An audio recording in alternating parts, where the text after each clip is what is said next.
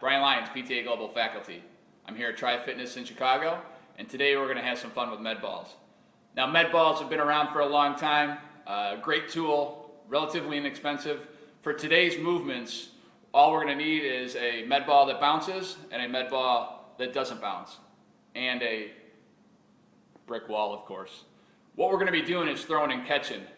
Now, when we throw and catch a med ball, we don't only have to worry about whatever the med ball weighs or the mass that's inside this med ball, but what speed, or really what volume and intensity are we going to throw this ball with in order to deal with the momentum that's going to come back at us from that wall. Because remember, when we throw that ball into the wall, it's going to come back to us in the same direction and with the same amount of force that we threw it in there.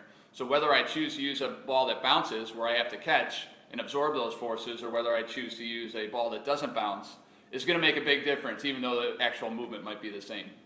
Couple of things to look at. We're going to progress all the way from mobility, through power, and through energy system development. Those are the three main things we use med balls for. And to manipulate those, it's not necessarily the manipulation of the movement, it's manipulation of the acute variables, volume and intensity. A couple other things to keep in mind as you see these movements is what lines are being loaded. We're going to focus really a lot on the spiral line, the front and back functional lines, some of the superficial front line and superficial back line, but really a lot of rotation here in med balls for these movements you're going to see. Also, if you guys are doing the move observation, especially during the mobility section, take a look at the ankle, hip, and thoracic spine. A heck of a lot of good movement coming from these guys and with the med ball throw and catch. And also manipulations, progression, regression.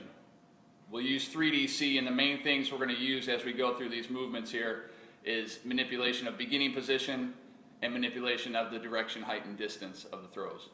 So enjoy the movements. Maybe some of you've seen before, some of you haven't seen before, but maybe incorporate it into some of your clients' programs and your own today.